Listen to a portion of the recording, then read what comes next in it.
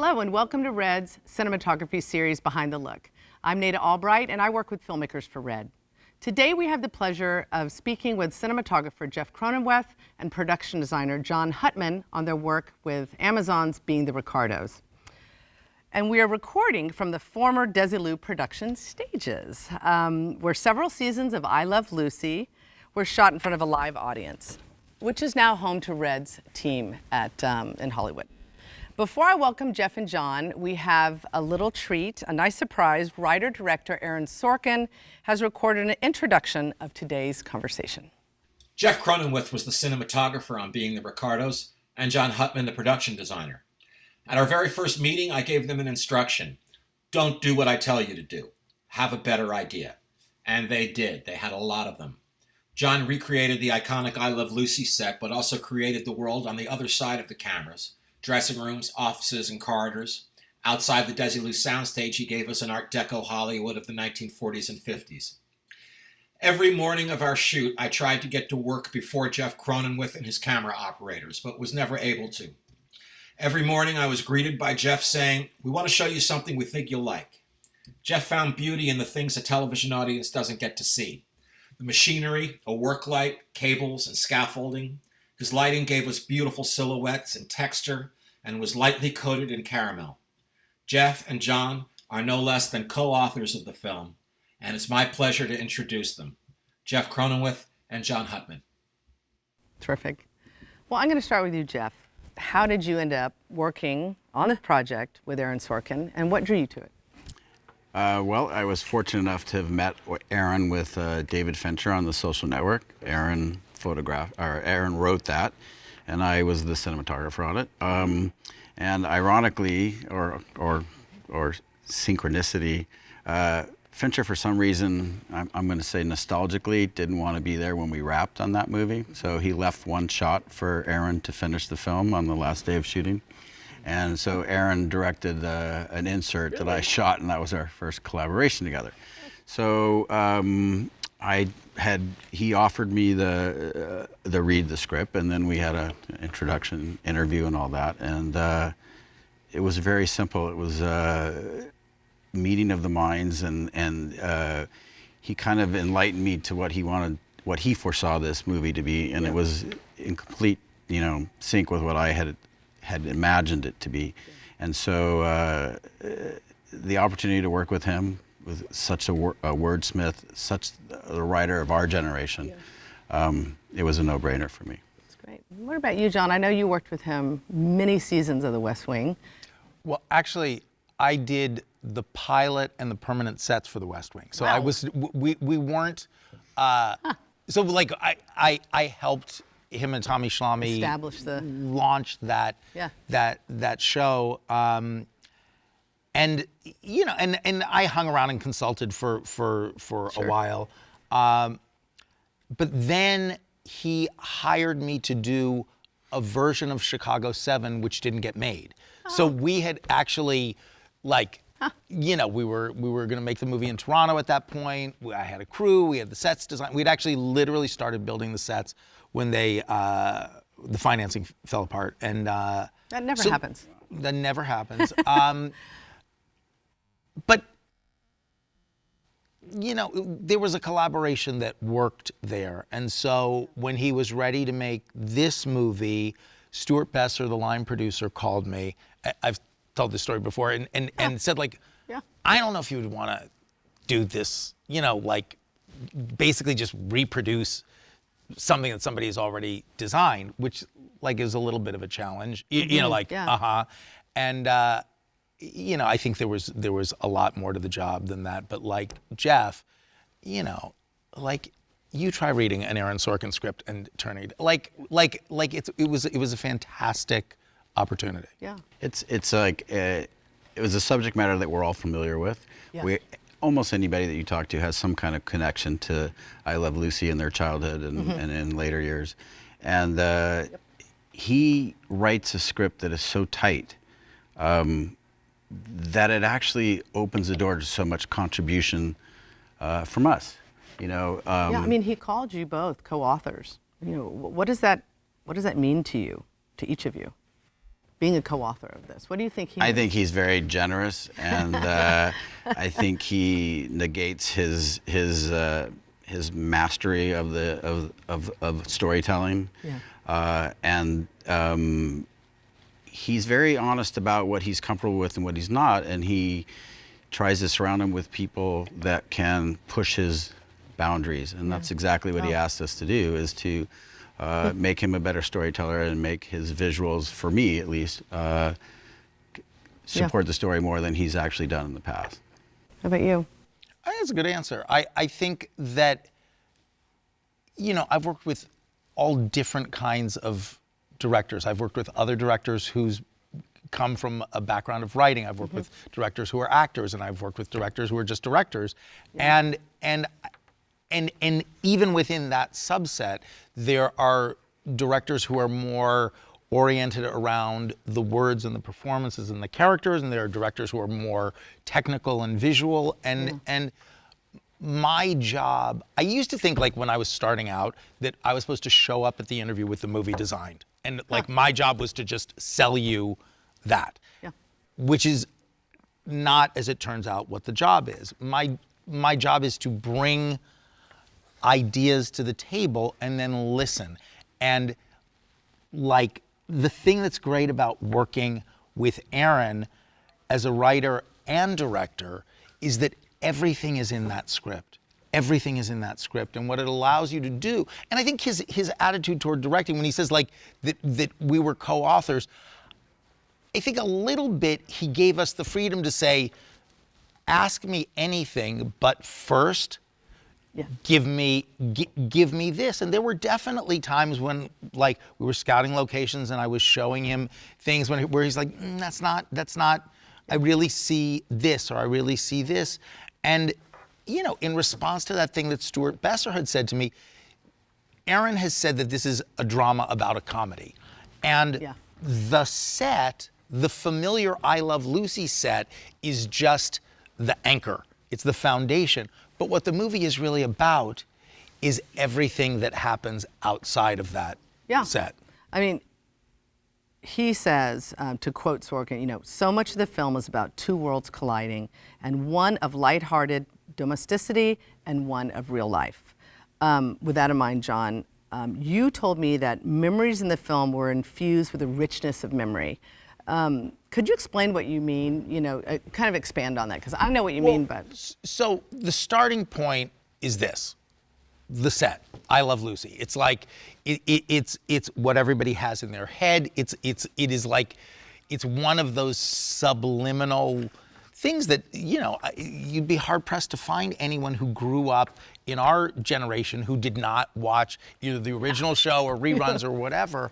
And in fact, a little bit like The West Wing, I think the hook of this movie is people want to see what's going on behind the set. So the initial challenge was, how do you create a world which the audience knows in black and white in color? And so for me, the first challenge was like desaturating the set and the world on stage and where the table read is, et cetera, et cetera.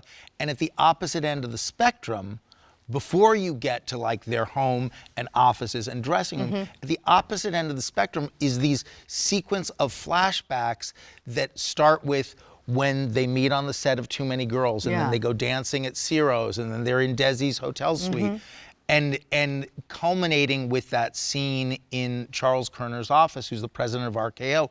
But I think tonally, memory is like selective, and it enhances details. And so the idea of the general color palette came from that. And so the real backstage present tense world was somewhere in between that on the spectrum for me. Yeah, I mean, that makes sense.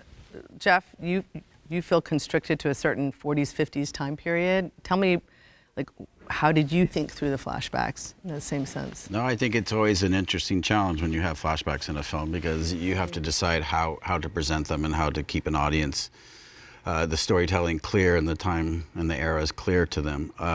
And with us, because we were utilizing Nicole's flashbacks, we never had the scrutiny of actually showing I Love Lucy shows, because those were only manifested in her mind. That was her kind of work through. But we were alluding to it, and that was our way of kind of a back end around it. Like, we didn't actually ever see it on television. It's not the actual shows. It's in her mind only when she's solving comedic problems. And so we had the black and white right away. And so that in and of itself was choices to be made. Do you want to talk technically about those right now? Bit, about the sensor and why you do choose to go bigger. And right. But also there's choices in the style of black and white. So absolutely. So going into it first, we did test, and we shot with our production cameras, which were the Red Rangers, and so and desaturating that, and then we looked at a red monochrome, and looked at that, and it was night and day. And I knew it would be night and day. But then comes the quagmire. Like, everybody's familiar with the I Love Lucy show, and there were certain limitations of that time that produced that look. I think today they would do something very different. And so you, as a filmmaker, are presenting to an audience in 1921 and 22, and not in 1952.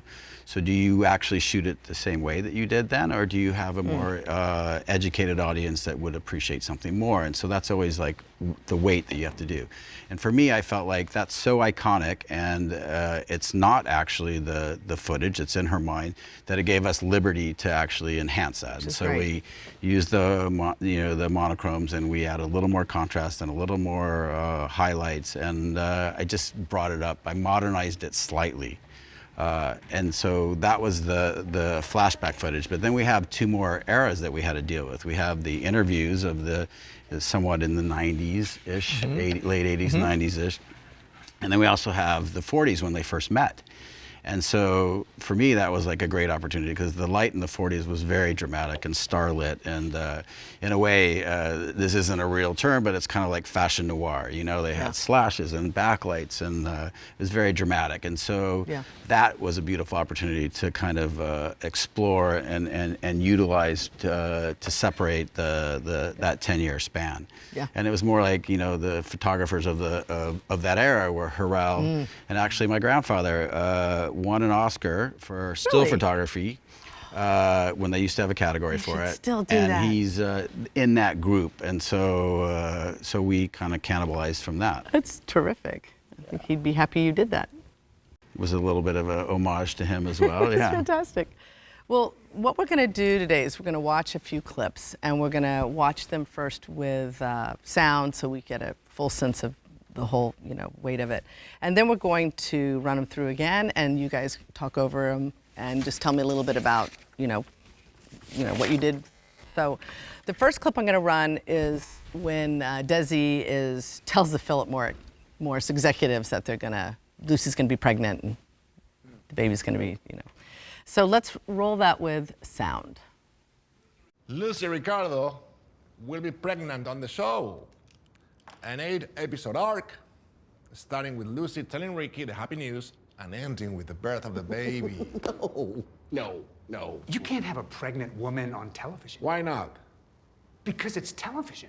We come into people's homes. Pregnant women often vomit. I know I could any second. May I say something? Frankly, I can't If wait. Lucy Ricardo's pregnant, the audience's mind immediately goes to how did she get that way? Lucy and Ricky sleep in separate beds. We'll be pushing the beds together too. Oh, no. I'm sorry, Des. We're going to have to put our foot down on this one. You can't do it. End of discussion. Okay, great. So we're going to run this one again, a couple times. Jeff, why don't you start? Tell us a little bit about, the lighting or whatever you want to tell us about on this scene.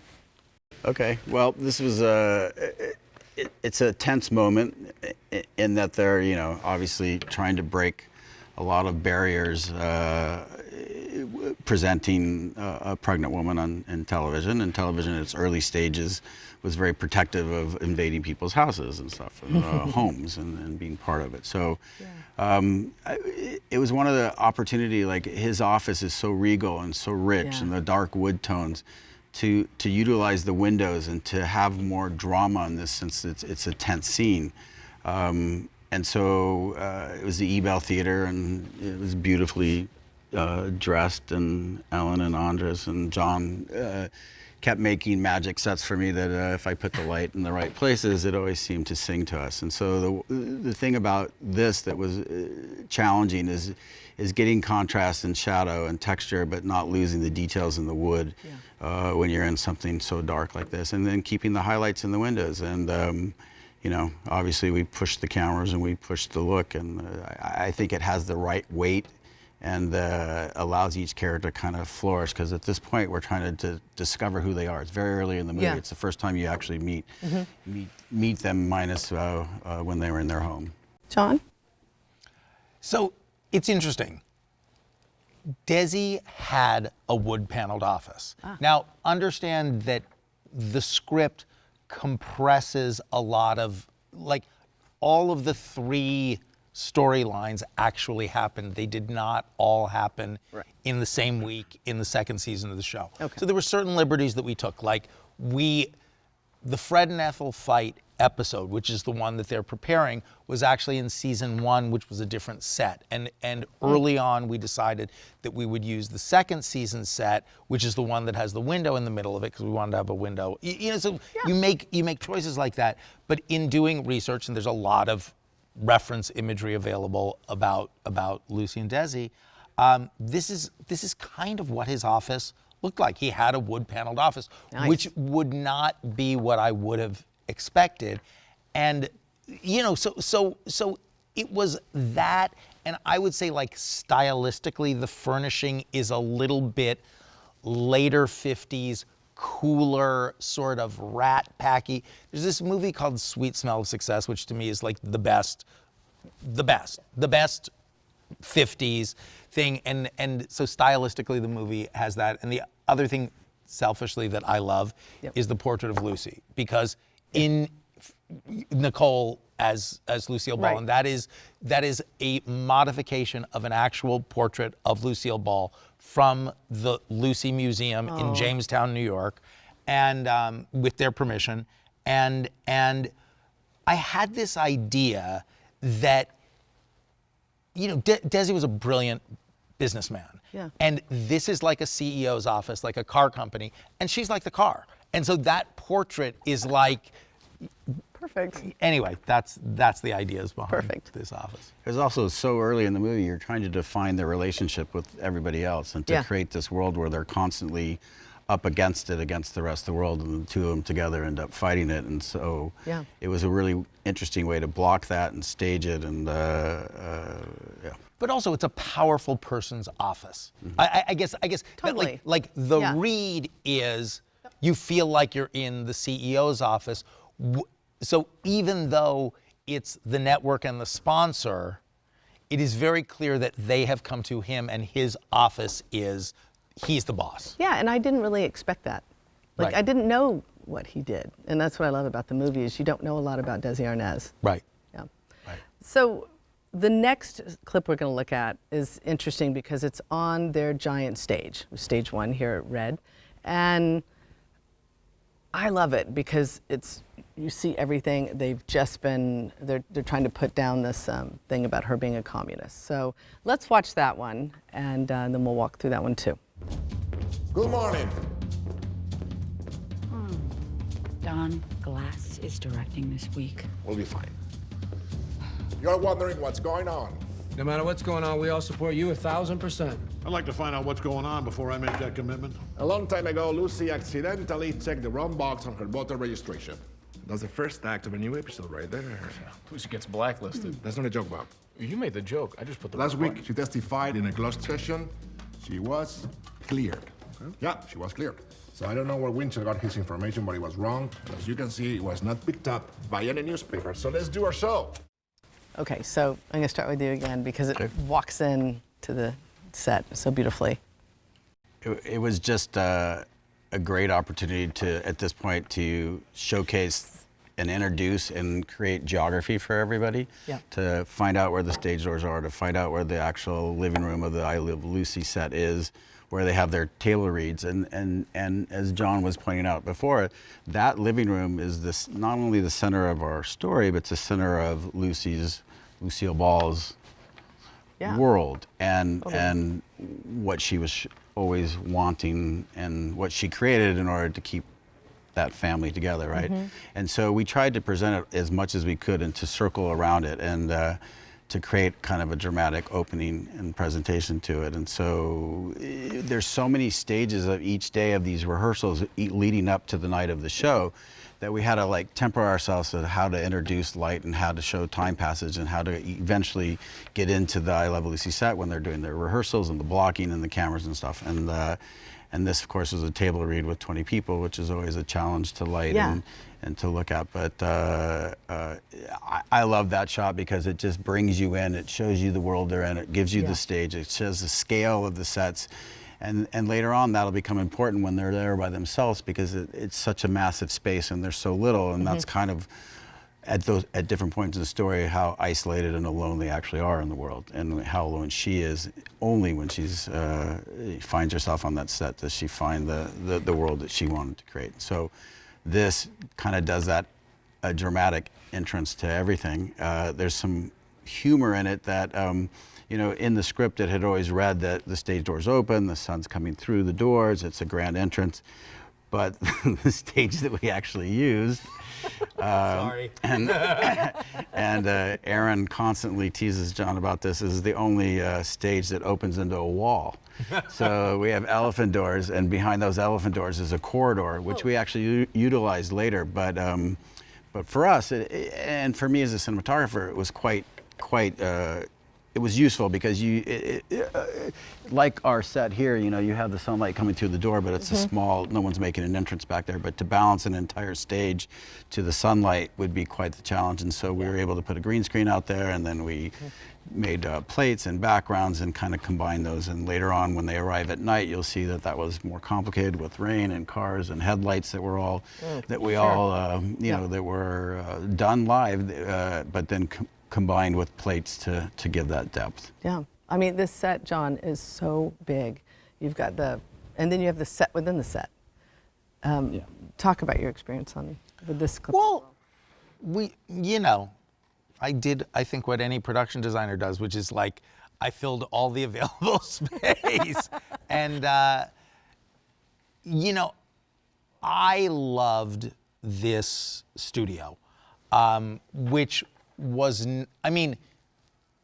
which was Sunset Gower Studios, which is the old Columbia. And Lucy and Desi Lou, bought 3 studios, which were this one, the one that was called Hollywood General, which is now Sunset Las Palmas, and what is now the Culver Studios. And those were all the RKO stages. So there is something about Sunset Gower, if you wander through, and like we didn't shoot, there's this little writer's courtyard, but it has not just a look, but a feeling to me that evokes the period. Like you've got the old soundproofing on the walls and stuff like that. And so we reproduced the set, we located it, and one of the first things I think that we talked about, because the first thing we had to do was build that set, was how much space to have, because you not only need the audience on the bleachers and space for the cameras that are supposed to be shooting the show, you need to have enough room in there for the movie cameras to shoot the cameras that are shooting the show, et cetera, et cetera. And so and so we did that, and I don't know, it filled itself. So one of the things that was important to me that I had kind of pitched to Aaron at the beginning was, and based on the story, and her isolation from the world, was to keep the space, visually have a lot of contrast. Contrast was great, but don't be dark for the sake of being dark. Be dark when it was appropriate, but not. But always have something to look at. So in this introduction and in this set and stage, John and I put stage lights up along all the walls, work lights, and on all the catwalks above, and the perms were all had light sources, so that even though it was rich and even though things fell off, you still had depth to it. And then shooting 8K and using the DNA large format glass, I shot wide open and isolated them through depth of field, but not through shadow. In other words, so you had scale, but you felt little in this world because it was soft around you. And so that kind of was like the general approach to every sequence is to kind of isolate them out through depth of field. One of the things that I loved, and we're going to talk about on this next clip, is when you go in the movie from reality to Lucille Ball thinking about in her mind what that shot's going to look like. And I think one of the best scenes is this one we're going to talk about, where Ethel and Fred fight it out, duke it out at the table. So she's awakened everyone. It also obviously shows Lucille Ball's personality to a T, that it's 3 in the morning and everybody needs to arrive because it's just not getting it right. And so let's run this scene and then we'll talk about it. Two people who are fighting have to share a seat at a dinner table. First thing, we take this, move it up stage so the camera can see you. Now, this can't just be a mishmash of pushing. It can't just be a scrum. Each move has to be articulate. So, Ethel elbows Fred, elbow him. Fred elbows Ethel, a little harder. Ow! Ethel elbows Fred, harder. Hey. And Fred, now hit each other at the same time and fall off the chair. That's that. Let's run it a couple of times at speed. Nicole was amazing in that scene. She's so good in this. I love this scene. It's a great scene. John, go ahead. Tell me what. Well, for me, the moment in this scene where she says, because they do this thing and then Bill says to her, "What's going on?" Yeah. What's going on? And and the closest she comes to telling the truth is she says, basically, I did this show to save my marriage. Yeah. And I thought the construction department would build us this little house that we would live in. And I had no idea it was going to be a hit. And all I have to do to keep it. So she's now has realized the life of her dreams. And now the stakes are really high. Yeah. And what she says is, all I have to do to keep it is kill every week for 36 weeks. And then next year do it again. And to me, that's the movie. That's the story of the movie is revealed in this set with your lighting in this scene. Absolutely. Jeff? Yeah, it's one of my favorite scenes. And to John's point, it just reveals her struggle, a struggle that she's losing actually at this point. And that she's only created this small place where she's actually going to find happiness. And so there's a lot of pressure on this sequence, visually and performance-wise. And of course, the cast was fantastic. Nicole nailed this. She reveals herself, and she sits on an old vintage Mitchell camera and delivers that, which, for all of us that are film geeks, like, it's such a dramatic thing to have her sitting there in that period with that camera and then revealing her inner secrets. It had to be dramatic. It had to have some weight to the scene. And so, and it's at night, in the middle of the night, an unlit set, an unlit stage. And so it seemed like the perfect opportunity to make it very top lit, which is something that's not in the movie. Consider the table read, which was a broad, softer sort, was much lower. This is kind of an isolated single top light source, and it just played so beautifully in this. And then, of course, afforded her an opportunity to sing when she's on the dolly, because that was very complimentary, underexposed, and it's a very sad sequence. And so I just think that everything in this came together, and it's super powerful. I love the way it looks. It really is. The entire movie, just his writing is so good, and it all is seamless. Final question for you guys: as filmmakers in 2022, do you have a better appreciation than maybe you had before of Desi Arnaz and Lucille Ball and what they accomplished in the 1950s? We'll start with you, John. It's so different now. What they like what you were talking about before, like everything that was at stake. I don't think we knew that. I don't think anybody really knew that. Well, what was so interesting to me is I did not realize until I got into doing the research for the movie, like, he Desi, okay, television was very new still, and what they would do is they would shoot shows live on the East Coast and record them on what was called a kinescope, which is a very low quality. It wasn't film, but that's how and so if you were on the West Coast, the way they did. But you did film it. The kinescope filmed a monitor of this live show being photographed because there was no tape at that point, so there was no way of recording. So you saw a live show if you were within the broadcast area of, say, Manhattan, which is where it all happened. Right, but if you were on the West Coast, you saw a film of a monitor. I didn't realize that that's what a kinescope was. Rebroadcast. Until this show, which shot 3 cameras on film, and the way they were able to do that is Freund. There's an article in American Cinematographer magazine where Freund talks about this was the first show where they just flooded the set with light so that they could get enough exposure to have 3 cameras shooting simultaneously. And then they developed a chem, which is what they used to edit film with, that could sync all 3 reels of film at the same time. This is revolutionary. And the fact that they went on, I mean, first of all, he also saw the business. You know, the fact that he ended up buying the studio, they ended up buying the studio that she got fired from. It's an amazing story. It's an amazing story, incredible foresight. I mean, just knowing that. Yeah, I didn't appreciate until we did this is how many barriers they broke. You know, having a baby on. Yeah. I knew that had happened with little Ricky, like everybody else did, but we didn't know the stigma to do that or what walls had to come down for that. And also the fact that they had it seems mundane today, but an interracial relationship, basically, a Cuban and a all-American girl, which was something that was not that had not been done before that. But he did many things. The cost of it, what they didn't want to shoot on the East Coast. They didn't want to live in New York, so they wanted everybody to have the same kind of quality experience watching the show.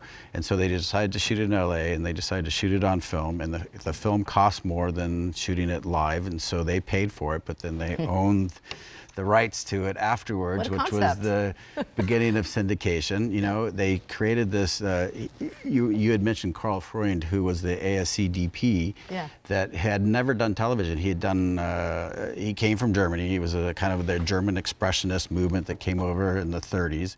And he was known for very dramatic, technically advanced movies. He won an Oscar, I think, in 46 or 47, something like that. Wow.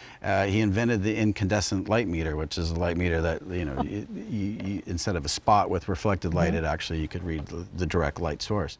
And so Ricky, or Desi, I mean, being as clever as he is, and the businessman that he was, and so savvy in the entertainment industry, reached out to him to kind of evolve this show into something that they could do, because it had never been tackled before, to do 3 film cameras live, to block it out in a way, and to light it in a way from above, because he felt that all the performers reacted better when they were in front of a live audience. So now you have to be able to let the audience see the action, but you're covering it and making a show, and you have to light it so that everybody's looks good. So that had never been done before. The chain, the workflow, if you will, it picked up contrast all along the way until it got to your very rudimentary televisions in 52 at home. And so to avoid it becoming too contrasty, they would light to a 2-to-1 ratio, meaning it's almost the same. There's no contrast, because it built contrast on the way. Right. And so everything on the set was aged down or tea-stained. All the sheets, all newspapers were aged down, so that everything could be monochromatic and as least contrast as you could get. You can see on the walls, they lit everywhere, because you can see 12 shadows whenever they walk. But it's funny for us because the cameras, which you see in the film, they had footlights and eye lights both, like it's something that you would never do nowadays. But they were trying to kill as much shadows as possible in order to maintain the contrast and stuff. And they had, you had mentioned, they had moviolas, but Desi couldn't understand why he couldn't watch all three at the same time. So they actually built a moviola that you could put three reels on. Really? So much like when you see an NFL broadcast today, where he can live cut between them, that's what he was working on. That's what his goal was to get to and stuff. And so it's quite amazing what they did. Well, I'm glad this film was made. I'm lucky I get to walk around this lot all the time, and I do think about Lucille Ball a lot. And every time I go on to stage one, I peek in and I kind of look around, and just like you were saying about those other stages, and just like being in this stage right now, it just makes you feel like a part of it, even though it's a small part. Yeah. So, well, thank you guys for taking the time Thanks to for speak doing with this us. for us. Thank you, Aaron Sorkin, for your thoughtful intro. Thank you, Amazon, and this has been a blast. Thank so you. much. Thanks for having Really. us. Thanks. Loved it. Thanks, Jeff. Yeah, buddy. Okay. Good. You guys know your shit. Yeah, you do. That could be a series. It's a comedy.